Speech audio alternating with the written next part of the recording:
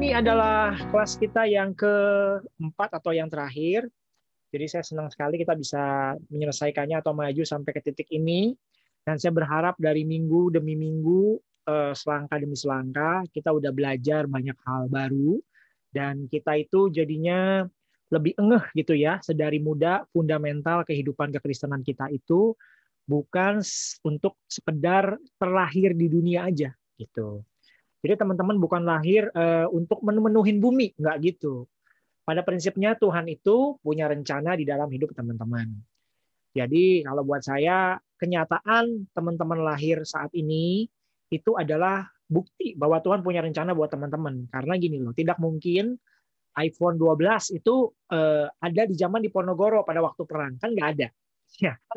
Jadi zaman dulu kenapa saya suka iseng ya berpikir gitu, kok zaman dulu orang ribet banget perang ya mesti pakai kentongan gitu. Coba zaman dulu udah ada handphone gitu, langsung ada grup chat, maju ya, maju, maju gitu. Mungkin udah enak gitu ya kan. Ya ini berarti kalau sampai handphone ada di zaman kita, berarti rencana buat si handphone itu udah selesai dulu kan. Baru handphone itu dikeluarkan. Blueprint dari handphone itu udah ada dulu, baru handphone itu dikeluarkan. Jadi konsepnya kan seperti itu. Perencanaannya udah selesai, blueprintnya udah selesai, baru produknya dikeluarin. Artinya udah waktu yang tepat untuk mengeksekusi produk handphone tersebut. Kalau zaman dulu dikeluarin handphone mungkin nggak berguna juga ya. Kenapa? Karena ngecasnya di mana, Cin, ya kan? Pangeran Ponorogo aja masih naik kuda, ya kan? Nggak ada gunanya gitu. Nah, kenapa handphone di zaman sekarang? Ya karena untuk menjawab tantangan zaman sekarang. Berarti kalau teman-teman dilahirkan di keluarga teman-teman, di tahun teman-teman lahir, itu berarti Tuhan sudah punya rencana dalam hidup teman-teman. Jadi kalau kamu berpikir, kayaknya gue terlahir di dunia cuma kebetulan aja, itu tipuan iblis ya. Nggak ada orang lahir di dunia kebetulan aja. Setiap kita lahir itu ada tantangannya, ada tantangan yang harus kita jawab gitu. Oke, itu pembukaan sedikit. Nah sekarang kita akan lanjut kepada materi kita ya. Suatu hari istri saya itu, kan sekarang istri saya udah bisa nyetir sendiri ya. Nah, selama kurang lebih 4 tahun ini saya bersyukur istri saya bisa nyetir sendiri. Jadi dia kalau ada urusan apa-apa dia dengan gesit sekali dia bisa pergi naik mobil sendiri. Suatu saat dia mau menuju ke Blok M, mungkin daerah teman-teman ada yang tinggal dekat Blok M? Ada. Kalau kita yang di Jakarta pusatnya di Kemayoran main ke Blok M lumayan jauh, apalagi kalau zaman dulu Jakarta masih macet ya. Kalau pandemi begini mah cepet ya kan. Tapi kalau istri saya ada mau meeting dengan orang di daerah Blok M Plaza, nyasar gitu. Dia telepon saya, sayang, aku nyasar nih, katanya gitu. Nah, pertanyaan saya pada dia, pada waktu dia nyasar, kira-kira teman-teman tahu nggak yang saya tanya sama dia apa? Coba, kalau tahu, bisa ketik di kolom chat ya, biar saya bisa lihat responnya. Pada waktu itu saya nyasar, saya tanya, apa yang kira-kira saya tanya, atau yang kira-kira yang teman-teman tanya, kalau ada orang nyasar gitu, telepon teman-teman, apa yang kira-kira ditanya? Nah, betul. Jadi pertanyaannya adalah, ya sayang di mana sekarang? Ya gitu. Kira-kira itu pertanyaannya, ya kan? Posisinya ada di mana? Gitu ya kan? Posisinya ada di mana? Gitu. Kenapa ini penting? Karena titik start kita akan sangat menentukan rute mana yang harus ditempuh menuju tempat tujuan atau ke Blok M tadi yang istri saya kafenya janjian temennya ketemu. Kan gitu kan? Jadi saya harus memastikan dulu titik start dia itu ada di mana gitu. Saya juga dalam kehidupan saya juga pernah ada teman saya mau ngajarin saya conversation dalam Inggris. Dia guru di UPH. Pada waktu saya mau kursus dengan dia nggak main langsung ngarahin saya. Dia bilang kita tes dulu yuk, katanya gitu. Tesnya gimana nih? Dia kayak ambil kartu gitu, udah ada kayak flashcard. Flashcard tuh kartu yang di depannya ada tulisan gitu. Dia kasih lihat saya, set. Kartu pertama bunyinya begini, kayak kurang lebih. Terakhir nonton film apa? Cerita sedikit dong, gitu mengenai film yang kamu tonton, tapi in English gitu. Ya udahlah saya was was was was was was was was was was gitu kan. Setelah dia dengar saya ngomong was was was was was, dia bilang, oh kayaknya nggak usah mulai terlalu dari dasar deh, udah lumayan lah katanya gitu. Tinggal benahin beberapa hal aja. Ya karena titik startnya beda gitu. Titik startnya beda. Jadi kita perlu tahu dulu kira-kira posisi kita, titik start kita ini di mana. Nah, kenapa ini penting? Kenapa titik start penting? Karena tadi sudah ngomong ya, titik kita memulai akan sangat menentukan langkah-langkah kita. Titik kita memulai akan sangat menentukan langkah-langkah kita. Itu sebabnya malam hari ini saya kasih judul sharing kita pada malam hari ini ya, untuk belajar mengenai diri kita berbeda itu adalah Start from up ya, bukan startup ya, start from up. Karena kalau startup ntar walaupun kata orang wajah saya kayak Han Ji Pyong, tapi saya nggak merasa juga gitu ya kan. Start from up ya. Jadi the true kingdom foundation gitu ya kan. Jadi kita akan belajar mengenai kita melihat dari atas. Nah, kenapa saya kasih dulu start from up? Saudara kebayang nggak? Coba saya ajak saudara ke satu situasi lagi untuk menggambarkan apa yang saya maksudkan. Misalkan saudara itu bekerja di Grand Indonesia gitu ya. Lalu saudara kurang lebih Jakarta lagi macet-macetnya dan saudara jam 5 saudara mau pulang. Nah, kebetulan saudara itu ada di lantai 20 ya. Pada waktu saudara nengok ke bawah, saudara tentu saja melihat pemandangan yang berbeda jauh dari orang-orang yang melihatnya dari bawah gitu. Saudara kan melihatnya dari atas. Lalu karena saudara melihat dari atas, saudara nengok nih, aduh, itu jalan yang A, rute A, macet sih depannya. Tapi ke belakangnya udah lancar tuh, gitu. Sementara rute B lancar depannya, tapi kayaknya di ujung sana malah macet karena ada kendaraan itu ya, aduh nggak kelihatan dari sini. Kayaknya ada asap-asap dikit. Oh, mungkin ada kendaraan mogok di sana. Seperti itu. Nah, kalau saudara punya pemandangan seperti itu, saudara pasti dengan tenang, dengan pasti mengambil keputusan, saya akan lewat rute A, betul nggak? Karena rute A itu sudah kelihatan dari atas, karena sudah melihat dari atas bahwa kelihatannya macet di depan, tapi di ujungnya lancar. Sementara rute B, walaupun lancar kelihatannya di depan, tapi ujung sana malah menimbulkan kemacetan. Nah, saya pikir kalau kita yang berada di bawah dan tidak dari atas melihat situasi seperti itu, pasti banyak orang lebih memilih rute B gitu. Lebih memilih rute B daripada rute A.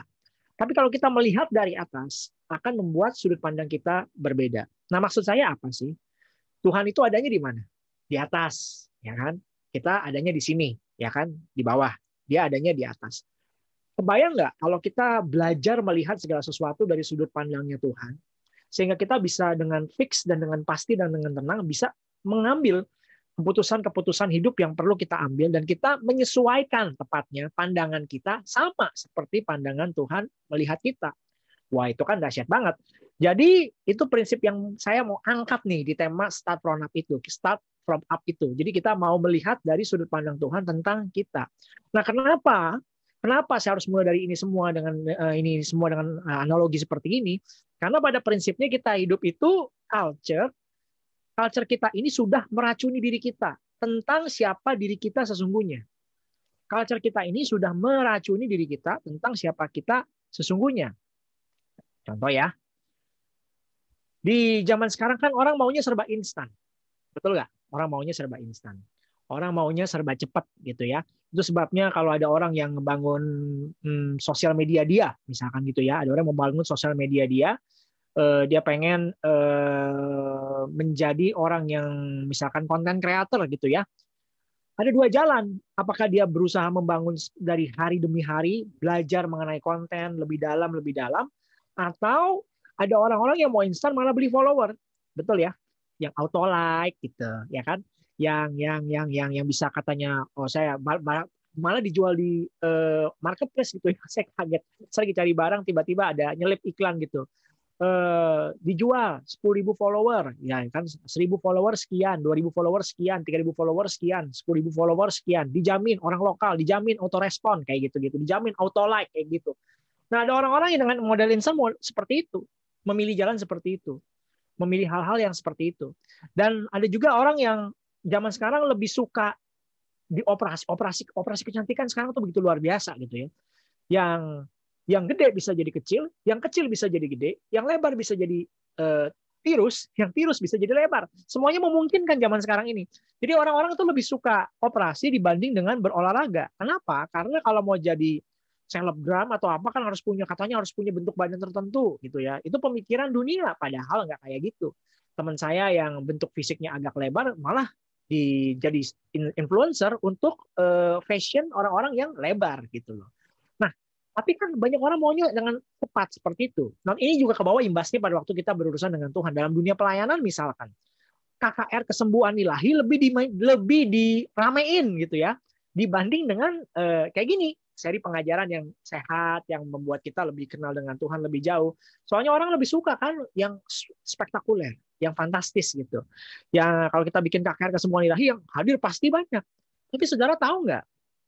strategi Tuhan Yesus sendiri untuk mengubah dunia tuh bukan large meeting, bukan. Dia malah lebih fokus kepada small group dan lebih komit kepada untuk mentransform hidup orang.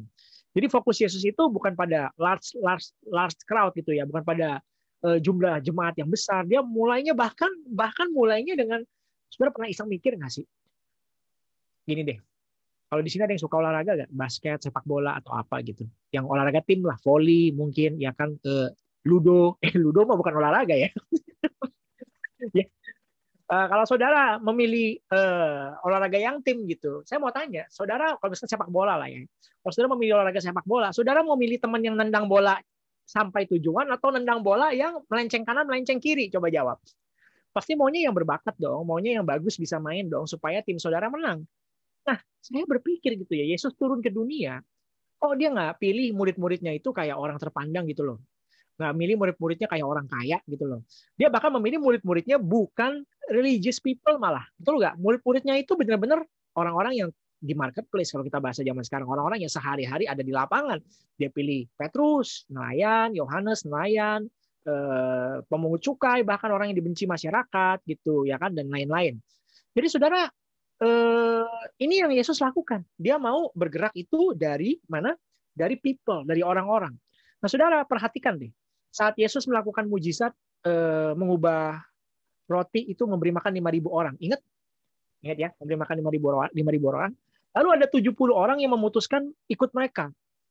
Jadi sebenarnya teman-teman, dari 5.000 orang atau 70 orang yang memutuskan tuh ikut murid-muridnya, dari 12 orang. Misalkan gitu ya, anggaplah Yesus mengelola gereja, dari 12 orang. Lalu ada pertambahan jemaat tanda kutip 70 orang, seharusnya diterima dong, ya kan? Kalau Yesus pendeta zaman sekarang ya kan, wah mau datang ke tempat kami, puji Tuhan, ya.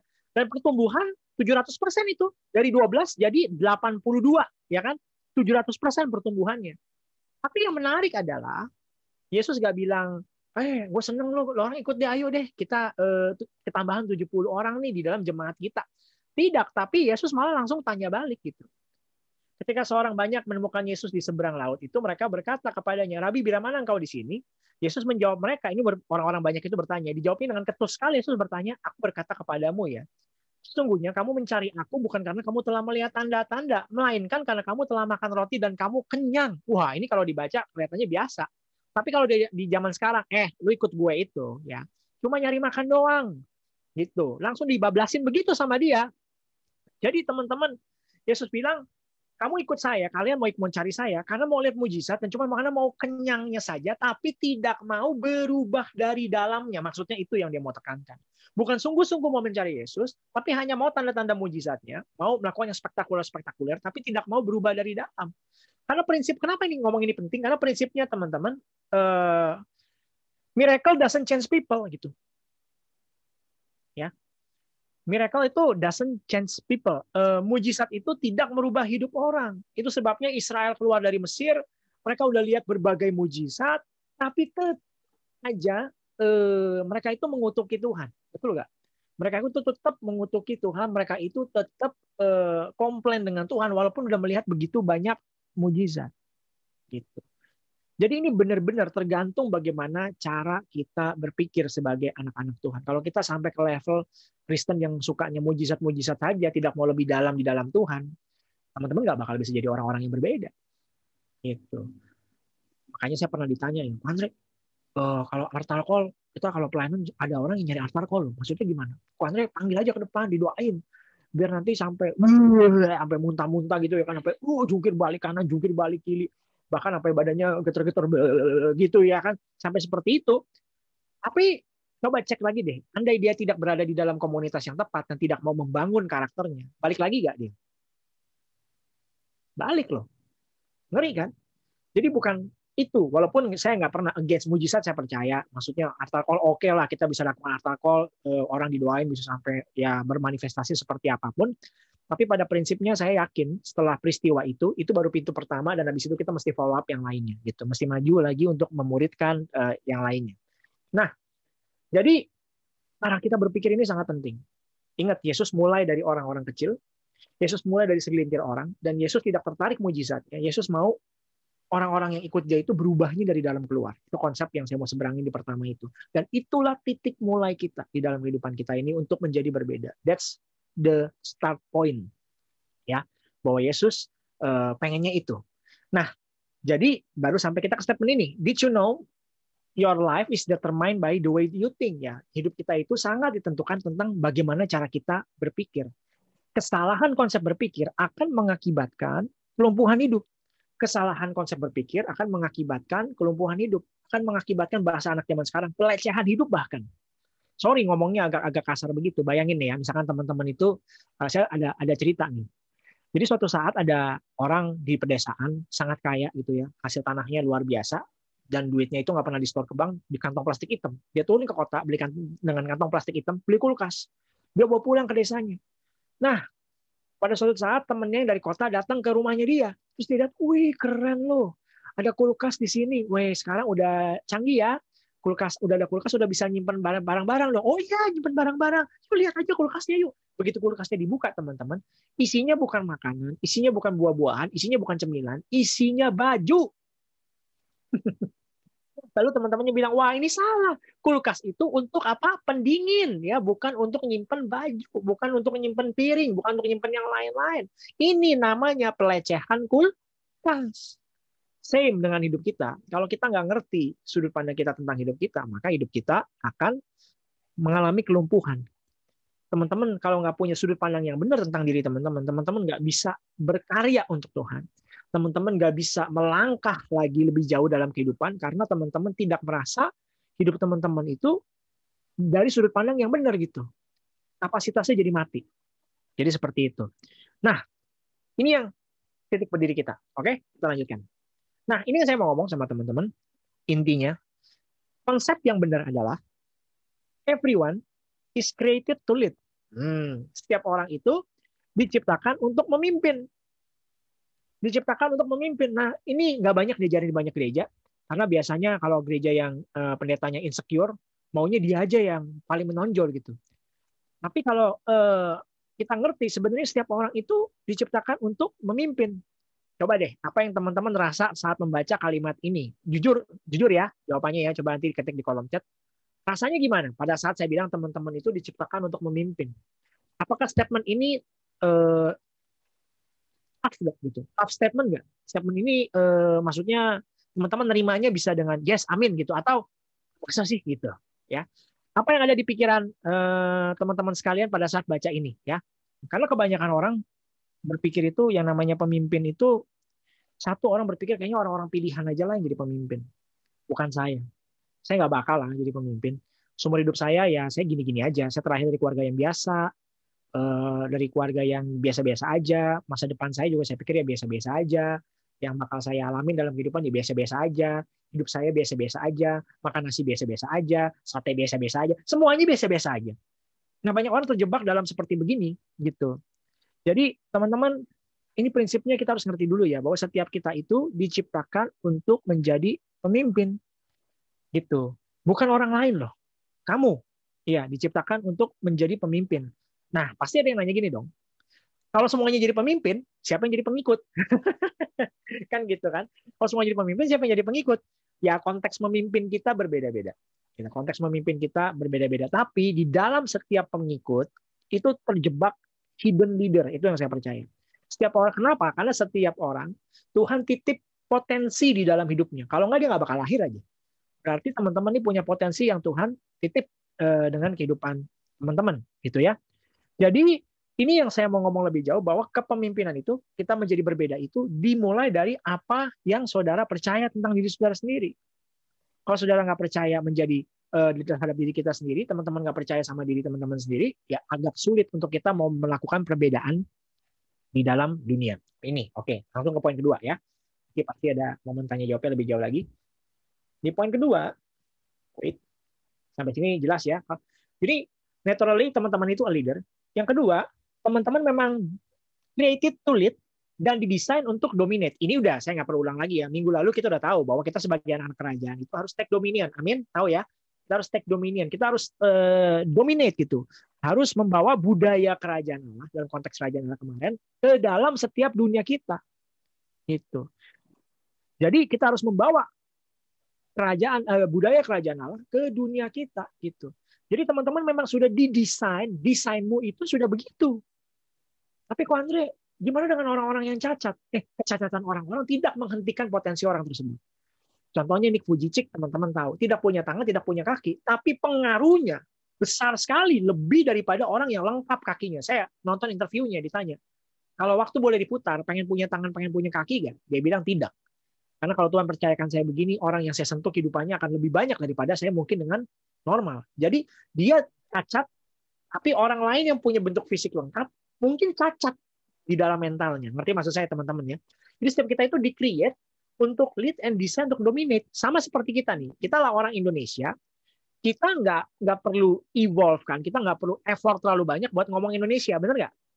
Karena kita orang Indonesia, kita diciptakan naturally bisa berbahasa Indonesia. Saudara nggak berjuang mati-matian kan untuk berbahasa Indonesia. Jadi kita berbahasa Indonesia karena kita orang Indonesia.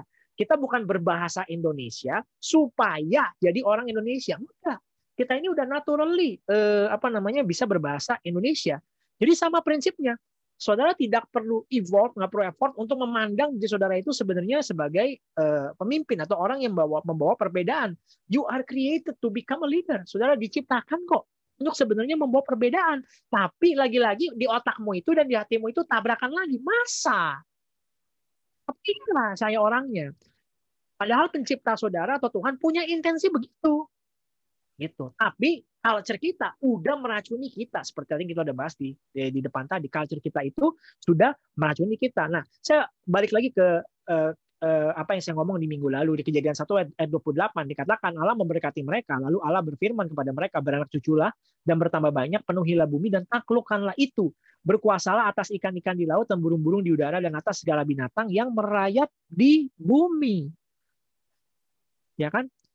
Merayap di bumi. Jadi Tuhan Allah memberkati mereka, lalu berfirman kepada mereka, gitu. Beranak cuculah, bertambah banyak, penuhilah bumi dan taklukkanlah itu. Ada kata di situ berkuasalah, taklukkanlah. Saya suka banget sih kenapa kita pilih kata taklukkan. Karena memang yang akan kita hadapi seumur hidup itu nggak gampang memang. Kita perlu taklukkan. Makanya katanya taklukkan. Ini sama seperti contoh misalkan kesebelasan Indonesia menaklukkan Brasil dengan skor 3-0. Kan keren ya?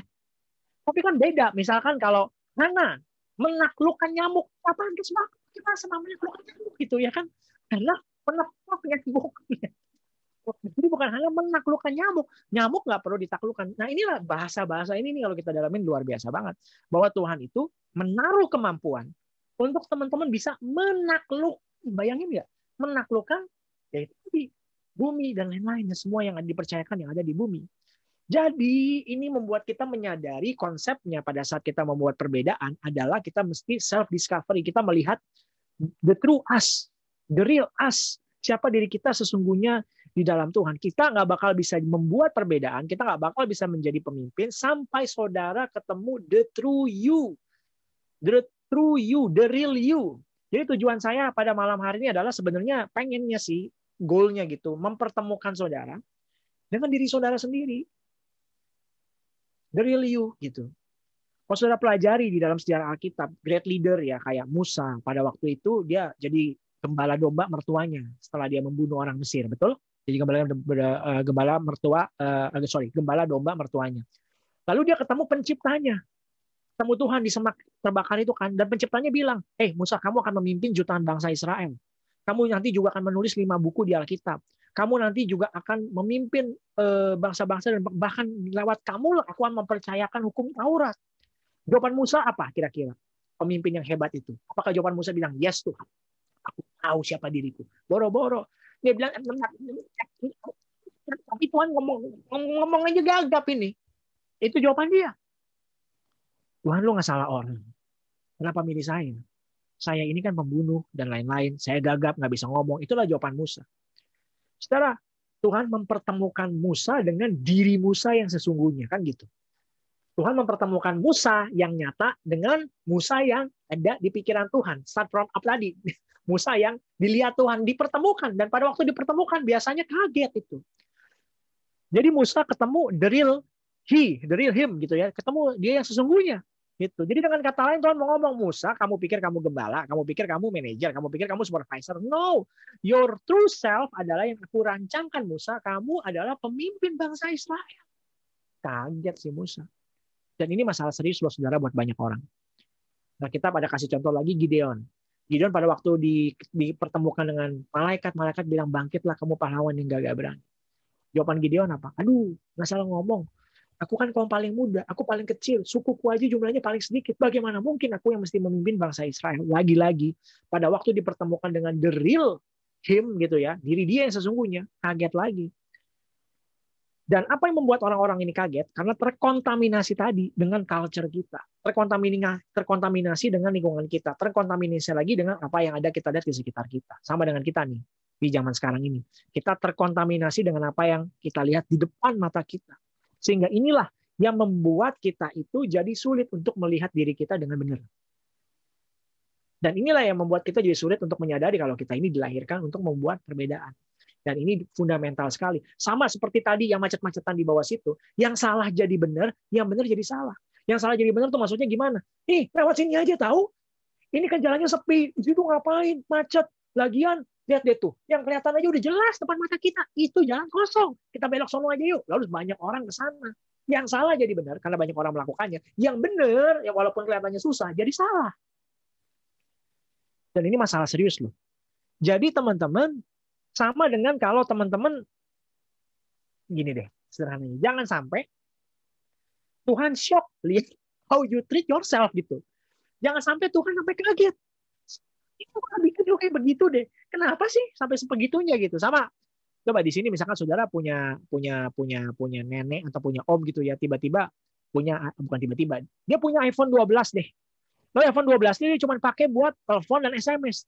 Dongkol nggak lo? Saya tanya. Lalu dia tanya sama saudara gitu. Saya bingung nih mau ngirim foto gimana? Oh, handphonenya apa om? Ini handphone saya, iPhone 12. Rasanya kan pengen kita jitak kan. Om, ini handphone jangankan ngirim foto om. Bikin video, bikin lainnya semuanya pakai handphone ini mah canggih bisa om. Lagian om kenapa beli handphone begini? Ya saya pilih yang paling mahal aja. Tapi dipakai buat apa? Dipakainya buat SMS doang. Om sombong sekali ya om. Jadi teman-teman sekalian, teman-teman masih ngerti ya. Jangan sampai Tuhan shock melihat bagaimana saudara treat yourself. Gitu. Oke, langsung lebih dalam lagi. Saya mau nanya. Ingat ya, titik start kita mulai akan sangat menentukan langkah-langkah kita ke depannya. Sekarang perhatikan gambar mobil mobil ini. Perhatikan gambar mobil ini. Menurut teman-teman, bagian mana dari mobil ini yang paling penting? Ya, ketik lagi di kolom chat. Bagian mana dari mobil ini yang paling penting? Oke, ini mobil. Oke, sekarang gini. Mobil ini harganya mahal nggak? Mahal ya. Kurang lebih bisa dapat 4 rumah loh ini. Mobil ini harganya. Gitu ya. Oke, sekarang saya coba. Tadi ada yang bilang jawabannya mesin. Sekarang kita bongkar lagi mesinnya. Oke, mesin paling penting. Oke, let's see. Kita lihat lagi ya. Nih, gambar mesin ini lagi. Nah, dari semua isi mesinnya kurang lebih kayak begini. Mana yang paling penting menurut teman-teman? Mesinnya? Seperti ini. Tadi yang jawab mesin penting. Oke, kalau mesin penting, rangka mobilnya nggak ada. Itu namanya mobil bukan? Mesin doang. Atau rangka mobilnya ada, nggak ada mesinnya, bisa dikatakan mobil nggak itu? Mobil-mobilan itu ya kan? Kerangkanya ada, tapi nggak ada mesinnya, nggak bisa jalan. Oke, ada yang bilang rodanya misalkan gitu. Rodanya penting loh. Kalau nggak ada roda, gimana gelindingnya? Ada yang bilang bensinnya penting. Kalau nggak ada bensin, gimana mobil jalannya? Ya, terus kalau buka, ya kita coba lihat lebih detail lagi kayak kap mesin begini. Dari keseluruhan kap mesin ini ada 2 yang saya lingkarin merah-merah itu. Yang pertama itu kabel berwarna orange itu. Ini kabel harganya paling 30.000, 40.000. Tapi kalau kabel ini tidak ada, ya mobilnya nyala nggak sih sebenarnya? Itu kan yang konekin sumber listrik kan aki ya di mobil ya. Yang konekin itu ke semua mesin mobilnya nyala nggak kalau nggak ada kabel itu? Tidak nyala karena kabel yang 30.000 itu. Lalu ditambah lagi dengan lingkaran yang kedua yang di tengah itu adalah busi ya, tempat busi berada di dalam situ. Baut-baut kecil itu. Ya, anggaplah itu baut lah, bukan busi. Baut itu paling 4 biji harganya 50.000, satunya 12.500. Tapi kalau baut itu tidak ada, jangan ngarep-ngarep mobil jalan. Gitu. Maksudnya apa teman-teman yang saya mau ngomong? Itu. Berarti apa yang saya ngomongin dari tadi itu benar. Setiap kita it's a leader. Semua kita itu pemimpin. Semua kita itu punya peranan yang penting dalam skupnya masing-masing yang Tuhan percayakan kepada kita. Makin kita latih keberadaan kita sebagai pribadi, kompetensi kita latih, influence kita makin gede, betul ya? Tapi kalaupun start dari kecil nggak apa-apa. Pada prinsipnya kita semua is a leader, gitu loh. Supaya teman-teman di sini tidak ketipu dan salah berpikir tentang diri teman-teman sendiri gitu. Oke, sampai sini jelas ya apa yang udah saya utarakan itu untuk teman-teman bisa berpikir tentang siapa diri teman-teman sesungguhnya. Oke. Lalu kita akan lebih dalam lagi sedikit. Kenapa saya berpikir ini semua saya ngomong panjang lebar ulang-ulang tentang bagaimana cara berpikir itu penting? Karena pikiran itu tuh seperti CPU atau software yang ada di laptop atau di komputer teman-teman. Kalau teman-teman mau lihat laptop hebat atau enggak, jangan lihat screen-nya, bener nggak? Jangan lihat screen-nya, jangan lihat desainnya, betul? Kekuatan laptop itu terletak di mananya? Terletak isi dalamnya, ya kan? Apa yang ada di dalam dan tidak kelihatan itulah, that's the true kekuatan dari laptop itu. Jadi teman-teman, you are more than you see right here, right now. Kamu itu lebih daripada apa yang kamu lihat. Jangan sampai hidup kita itu hanya manas-manasin bangku gereja, manas-manasin bangku Victorious tiap minggu. Ya, ke gereja ngapain? Datang nyanyi haleluya pulang. Nggak gitu hidup. Kita itu harus hidup benar-benar membawa perbedaan dan menjadi dampak buat orang lain dan untuk kemuliaan nama Tuhan. Jadi bukan hanya haleluya, amin, amin, amin, amin, amin, tapi sampai mati nggak berkarya apa-apa. Dan ini yang membuat saya sedih sih. Lihat banyak anak muda Kristen berdoanya luar biasa, tapi nunggu Tuhan lakukan sesuatu. Nungguin Tuhan yang bertindak. Dia tidak melakukan perbedaan. Nggak salah juga berdoa, tapi ada waktunya kita itu perlu mengambil tindakan atau kita perlu bertindak membuat perbedaan. Amin. Nah, perhatikan ya. Di Alkitab itu ada dua binatang yang paling sering disebut dan digambarkannya dengan begitu luar biasa. Ada yang mencolok dua binatang. Ada yang tahu kira-kira dua binatang itu apa di Alkitab yang sangat luar biasa? Jadi yang satu Raja Wali atau elang. Promosi sedikit, Raja saya Raja Wali. Yang satu singa gitu ya kan, yang satu eagle, yang satu lion. Mereka punya keunikan soal leadership sendiri. Dan bahkan di Wahyu 5 ayat 5, mungkin Hana bisa bantu baca Wahyu 5 ayat 5. Oke Kak, Wahyu 5 ayat 5 bunyinya, lalu berkatalah seorang dari tua-tua itu kepadaku, jangan engkau menangis. Sesungguhnya singa dari suku Yehuda, yaitu tunas Daud, telah menang, sehingga ia dapat membuka gulungan kitab itu dan membuka ketujuh meterainya. Jadi saudara, dikatakan di situ bahwa suku Yehuda, ada singa dari Yehuda, betul ya? Betul kan? Jadi dikatakan Yesus digambarkan itu diidentikan dengan singa dari Yehuda, bukan dogi, bukan rabbit, bukan rakun, apalagi monkey.